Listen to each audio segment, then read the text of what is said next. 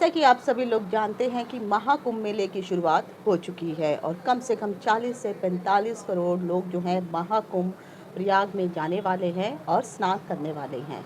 लेकिन आप में से कुछ ऐसे लोग भी बहुत सारे होंगे जो चाहते हुए भी वहां तक पहुंच नहीं पा रहे होंगे, क्योंकि अगर आप इस वक्त देखेंगे तो वहां पर जाने के लिए आपको ट्रेनें बिल्कुल फुल मिलेंगी। होटल्स बुक करना चाहते हैं तो जिन होटल का किराया 1000, 2000, 3000 होता था, आज वो 2 से 4 गुना उन होटलों का किराया पूछ रहे हैं। कुछ लोग जो हैं लड़के हैं वो फिर भी पुरुष वगैरह जो हैं वो जा सकते हैं, वो कहीं भी डोरमेट्री में भी जाके सो सकते हैं। लेकिन डोरमेट्री मिलना भी आज बहुत मुश्किल हो गया है, क्योंकि इतना रश है कि पूछिए मत। बल्कि कुछ मेरे जान पहचान के ऐसे लोग थे जिनको मैंने पूछा कि अगर इस समय मुझे महाकुंभ मेले में जाना है तो क्या ये जाने का समय उचित है? तो उनका कहना है होटल तो छोड़िए, डोरमेट्री भी इस समय उपलब्ध नहीं हो पा रही है। बहुत सारे ऐसे लोग हैं जिनको ज़मीन पर ओपन में रात में सड़क के किनारे भी सोना पड़ा है। तो यह संभव नहीं है कि हम सब जो है उस प्रकार रोड पे जा कर के या ओपन एरिया में सो सकें। लेकिन फिर भी उसके बावजूद भारत में बहुत सारे ऐसे सनातनी लोग हैं जो चाहते हैं कि हम भी उस महाकुंभ मेले का जो है अपने घर में बैठे बैठे किस प्रकार से उसका लाभ प्राप्त करें और किस प्रकार से ऐसे पुण्य की प्राप्ति भी हमें हो कि जो लोग महाकुंभ में जा कर के स्नान करके जो पुण्य की प्राप्ति कर रहे हैं, क्या वही पुण्य आपको घर बैठे-बैठे प्राप्त हो सकता है? तो आज की इस वीडियो में मैं आपको जानकारी देने वाली हूँ। इंक्लूडिंग मैं भी चाह रही थी कि महाकुंभ मेले में जाऊँ, लेकिन अनफॉर्चुनेटली मैं वहाँ पे नहीं जा पा रही हूँ, क्योंकि ट्रेन्स की जो भी बुकिंग्स हैं सब फुल हैं। होटल्स मिल नहीं रहे हैं। होटल के किराया ही 10 से 15,000 एक दिन का हो गया है। फ़्लाइट लेने की भी सोचो तो जहाँ पर फ़्लाइट जो है आपको 5 से 6,000 में मिलती थी, आज वही फ़्लाइट आपको 20 से 25,000 रुपए वन वे में पड़ रही है। लेकिन उसके बावजूद भी अगर मैं ये चाहती हूँ कि मुझे भी महाकुंभ का वही फल प्राप्त हो, जो मुझे त्रिवेणी घाट पे जा कर के उसका फल प्राप्त होगा, तो आज के इस वीडियो में जानकारी देने वाली हूँ कि घर बैठे-बैठे आप यह फल की प्राप्ति कैसे कर सकते हैं। तो मैं डिम्पल चांडिल्या जिज्ञासा ज्ञान की प्यास के माध्यम से अपने सभी दर्शकों का हार्दिक स्वागत करती हूँ। नमस्कार। आप सभी को मेरी ओर से नव वर्ष की, मकर संक्रांति की और लोहड़ी आदि की हार्दिक शुभकामनाएं। जिज्ञासा ज्ञान की प्यास यूट्यूब चैनल में आप सभी का डिम्पल शांडिल्य की ओर से हार्दिक अभिनंदन है। अगर वीडियो में दी गई जानकारी आपको मूल्यवान लगी हो तो इस चैनल को लाइक, शेयर और सब्सक्राइब करना ना भूलें। वीडियो देखने के लिए धन्यवाद। हालांकि आप सब लोग जानते हैं कि 13 जनवरी से महाकुंभ की शुरुआत हो चुकी है और ये 26 फरवरी महाशिवरात्रि तक रहेगी। 5 बार जो है महास्नान होने वाले हैं। इन महास्नानों में से एक महास्नान जो है जो 14 जनवरी को हो चुका है। अब 4 महास्नान बाकी हैं। अगर आप वहाँ पर जा सकते हैं अच्छी बात है, लेकिन काफ़ी ऐसे बूढ़े बुज़ुर्ग हैं या बच्चे हैं जो नहीं जा पा रहे हैं, उनकी हालत और वहाँ पे जाने लायक है ही नहीं। इतनी अधिक ठंड है वहाँ पर, क्योंकि मेरे जो कुछ जान पहचान के लोग वहाँ पर गए हैं तो उनका कहना है कि यस ठंड बहुत है, पानी बहुत ठंडा है। हाँ, अरेंजमेंट सही है वहाँ पर, लेकिन अगर आप परिवार के साथ जाना चाहते हैं तो थोड़ा आपको मुश्किलों का सामना करना पड़ेगा। बुज़ुर्ग लोग ऐसे हैं जो किलोमीटर कम से कम 5 से 10-15 किलोमीटर आपको पैदल चलना पड़ेगा, उतना वो लोग चल नहीं पाते हैं। तो कोशिश करिए जब भी आप महाकुंभ के जो 4 स्नान बाकी हैं, उसमें से एक स्नान जो आएगा वो मौनी अमावस्या को 29 तारीख को आने वाला है।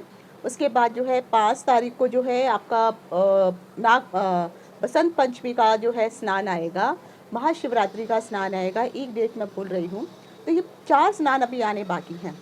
अगर आप ये चाहते हैं कि आपको वही फल प्राप्त हो तो आपको करना क्या है? सभी के घर में गंगा जल अवश्य होता है।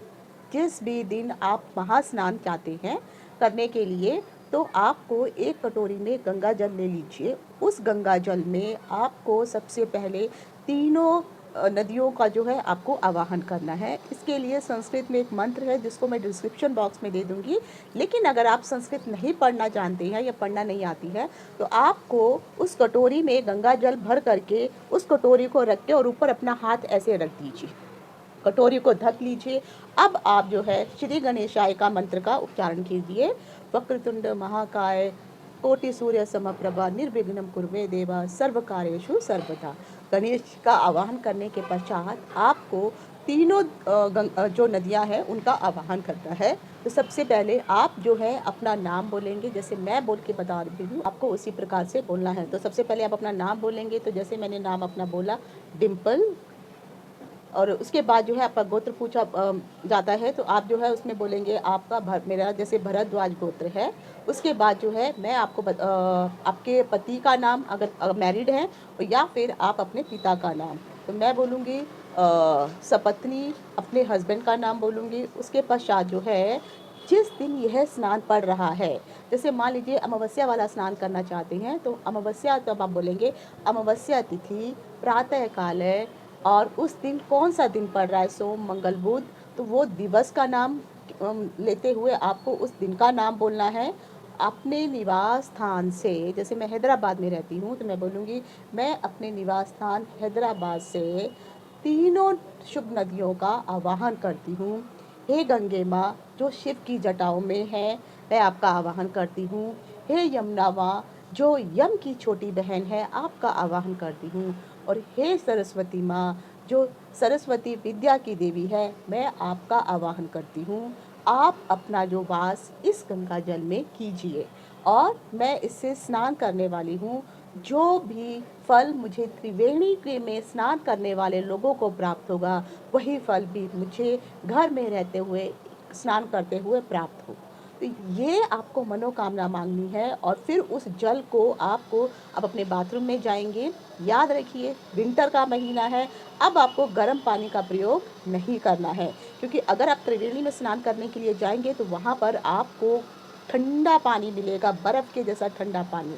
तो आप अपने घर में जब भी नल खोलेंगे तो आपको ठंडा पानी ही इस्तेमाल करना है। तो आपको मन में ये धारण करना है कि मैं इस वक्त जो है त्रिवेणी में स्नान कर रहा हूँ या कर रही हूँ। तो वो जो है जल को आप अपनी जो भी आपकी बाल्टी है उसमें जो है उस जल को जो है ओम गंगाय नमः, ओम यमुनाय नमः, ओम सरस्वती नमः करते हुए उस जल को जो अपने नहाने की पानी में डाल दीजिए। पर वो पानी बशर्ते गर्म होने की बजाय ठंडा होना ज़रूरी है, और फिर उस ठंडे पानी से आपको स्नान करना है। और जब आप स्नान कर रहे होंगे, उसके स्नान करते समय आपके जो भी इष्ट देव है, उन इष्ट देव का मंत्र आप जो है कंटिन्यूसली जो है जपते जाएंगे। जैसे मेरे इष्ट देव जो है वो शिव हैं, तो मैं ओम नमः शिवाय, ओम नमः शिवाय, ओम नमः शिवाय का जाप नहाते समय करते हुए ही स्नान करती रहूँगी। और फिर जो है जब मेरा स्नान संपूर्ण हो जाएगा, लेकिन आपको जो स्नान करना है सर से लेके पैरों तक पूरा करना है। ऐसा नहीं है कि आपने शोल्डर वगैरह पे मुंह वगैरह धो लिया और सर नहीं धोआ। तो आपने पूरा स्नान संपूर्ण इस तरह से करना है कि जैसे आप नदी के अंदर डुबकी लगा करके स्नान कर रहे हैं। और इस तरह से जब आप पहला मग जो है अपने सर के ऊपर डालेंगे, तो सबसे पहले तीनों नदियों को प्रणाम करते हुए जो है आप एक मग जो है अपने ठंडे पानी का सर के ऊपर डालेंगे, तो आपका पूरा शरीर भीग जाएगा। फिर इसका मतलब है आपने एक डुबकी ले ली। फिर आपने जो दूसरा मग डालना है, वह आपको जो है अपने पितरों के नाम से डालना होता है। अगर कहीं पर भी भूले भटके कोई ऐसे पितर हैं जिनको अभी तक मुक्ति नहीं मिल पाई है, अभी भी वह किसी न किसी योनि में पड़े हुए हैं, तो आप अपने सर्व पितरों के नाम से एक डुबकी लगाएंगे, और यह कहेंगे कि हे तीनों नदियों की देवियों, मैं आपको प्रणाम करती हूँ, और जो भी मेरे पितर कहीं पर भी किसी बुरी योनि में फंसे हुए हैं या अटके हुए हैं, मैं उनके नाम का एक डुबकी जो है स्नान ले रही हूँ। तो आप उनको मुक्ति प्रदान करिए। एक मग आपने जो है उस तरह से आपने स्नान करना है। उसके बाद जो है आप अपने नाम के लिए अपने नाम का लेते हुए फिर जो है आप स्नान करेंगे। अगर आप छोटे-छोटे जैसे आपके परिवार में बच्चे हैं, तो वो ठंडे पानी से नहीं नहा सकते हैं, तो परिवार के प्रत्येक सदस्य के नाम से भी आप जो है इस तरह से स्नान कर सकती हैं। तब आपको वही फल प्रदान होगा जो त्रिवेणी संगम में जा कर के लोगों को प्राप्त हो रहा है। तो अपने मन में यह बिल्कुल भी नहीं संशय होना चाहिए कि 144 साल बाद ये जो है दोबारा आएगा, तो शायद उसके लिए मुझे 1 जन्म या 2 जन्म लग जाएँगे, तब जा कर के ये भी पता नहीं है कि दूसरे जन्म में भी या तीसरे जन्म में भी कहीं आपको वो चीज़ प्राप्त होगी या नहीं होगी, क्योंकि हमें पता नहीं है हम किस योनि में जो है दोबारा जन्म लेने वाले हैं। तो आप मन में ये संशय बिल्कुल मत रखिए, दुखी बिल्कुल मत होइए कि मैं चाहते हुए भी त्रिवेणी घाट पर नहीं जा सकी, तो आप घर में बैठे-बैठे ही आप इस तरह से स्नान कर सकती हैं। इसका भी ईश्वर आपको वैसा ही फल प्रदान करेंगे। शर्त ये रखिए कि आपको गर्म पानी की जगह ठंडा पानी ही इस्तेमाल करना है। लेकिन मान लीजिए आप अपने छोटे बच्चों को स्नान करना चाहते हैं, तो सेम इसी तरह से आवाहन करते हुए छोटे बच्चों के लिए, क्योंकि जो है कई चीज़ें माफ़ कर दी जाती हैं, तो आप उनके लिए गर्म पानी का प्रयोग कर सकते हैं। या आपके घर में कोई ऐसे बहुत ही बुज़ुर्ग लोग हैं जो ठंडे पानी का सेवन नहीं कर सकते हैं, तो उनके लिए भी आप गुनगुना पानी जो है इस्तेमाल कर सकती हैं, ताकि उन वह भी, लेकिन जो भी मैंने प्रोसीजर बताया है, आपको अपना नाम, गोत्र, अपना क्षेत्र, उस दिन की तिथि, उस दिन का जो है दिन, इन सब का उच्चारण करते हुए, आपके निवास स्थान, इन सब का उच्चारण करते हुए ही आप उन तीनों नदियों का आवाहन करेंगी। और जब आपकी लास्ट वाली जो आप मग जो है अपना सर पे जो है पानी डालेंगे, तो इन तीनों देवियों को, तीनों नदियों को प्रणाम करते हुए आप बोलेंगी कि हे तीनों नदियों, गंगा, यमुना, सरस्वती, मैं आपको प्रणाम करती हूँ और मैं चाहती हूँ कि आप भी मुझे वही फल प्रदान करें जिस तरह से मैंने आपका आवाहन किया था। अब उसी मंशा से मैं आपको चाहती हूँ कि आप मुझे उस त्रिवेणी नदी में जो स्नान करने पर फल प्राप्त होगा, वही फल का आशीर्वाद मुझे देते हुए आप अपने-अपने निवास स्थान पर उन्हें वापस चले जाएँ। तो इस तरह से आपने उनका आवाहन भी किया और उसी तरह से आपने उनको जो है विदा भी कर दिया। जब आप इस तरह से स्नान करेंगे ना, यकीन मानिए आपको वही फल प्राप्त होने वाला है। अगर आप लोग ये सोच रहे हैं कि आपके जन्मों के के जो पाप है वो कट जाएँगे त्रिवेणी स्नान में, तो ऐसा नहीं है। शास्त्रों में ये लिखा ज़रूर गया है कि जो भी आपने पाप किए हैं या जो भी गलतियाँ हुई हैं, उनसे आपको छुटकारा मिल जाता है, मोक्ष की प्राप्ति होती है। लेकिन छुटकारा उन कामों से मिलेगा जो जाने-अनजाने आपने गलतियाँ की हैं। अगर आपने पर्पसली किसी का दिल दुखाया है, पर्पसली किसी के साथ चीटिंग इत्यादि की है, ईश्वर आपकी उन्हीं गलतियों को माफ़ करेंगे जिन गलतियों को आपने जाने-अनजाने में किया है। तो जाकर के वह पाप आपके धुल जाएँगे। लेकिन ऐसे पाप जो जानबूझकर आपने किए हैं, आपको पता है मैं किसी का पैसा हड़प रहा हूँ, आपको पता है मैं किसी को चीट कर रहा हूँ, धोखा दे रहा हूँ, तो आपको उस चीज़ के बारे में पता होने के बावजूद भी अगर आपने इस प्रकार से पाप किया है, तब ऐसे पाप कभी भी नहीं कटते हैं। आप कुछ भी कर लीजिए, आप कितने ही त्रिवेणी स्नान कर लीजिए। हाँ, ये ज़रूर है कि ईश्वर आपको उस त्रिवेणी स्नान में त्रिवेणी में जो आपने स्नान किया है, उसका शुभ फल अवश्य प्रदान करेंगे। लेकिन आप सोचेंगे कि मोक्ष की प्राप्ति हो जाएगी, तो पहले अपने कर्मों को ज़रूर देखिए। मैंने जो कर्म किए हैं, क्या वो कर्म मुझे मोक्ष दे सकते हैं? सबसे पहले आप अपने कर्मों को सुधारिए। त्रिवेणी में अगर स्नान नहीं भी कर पाए या इस महाकुंभ में नहीं भी जा पाए, आप अपने मन, वचन और कर्मों से अपने कर्मों को सही रखेंगे, तो ईश्वर आपको कहीं न कहीं जो है मोक्ष की प्राप्ति करवाएँगे ही करवाएँगे। और कोशिश करिए ये जो 45 दिनों का समय है, अभी तो 45 नहीं बचे हैं, 40 दिन के आस-पास हैं या 42 दिन बचे हैं, तो कोशिश करिए इस समय में अपने इष्ट आराध्य का हो सके तो 1 से 3 माला, 5 माला जो भी है, प्रातः काल उठ करके 5 बजे उठ करके आपको ये एक चीज़ मैं ज़रूर कहना चाहूँगी कि आप जब भी ये स्नान करेंगे, तो ये नहीं है कि मन मर्ज़ी से जब भी उठे, चाहे वो सुबह के 10 बज रहे हों या 6 बज रहे हों। क्योंकि जब भी आप स्नान करने त्रिवेणी पे भी जाएँगे, तो सुबह-सुबह के समय ही आप लोग त्रिवेणी में स्नान करने के लिए जाएँगे। जो भोर का समय है, सबसे अधिक शुभ माना जाता है। वो बात अलग हो जाती है कि आप अगर त्रिवेणी में गए हैं और किसी कारण से आपने दोपहर में पहुँचे, शाम में पहुँचे, फिर आपने स्नान किया।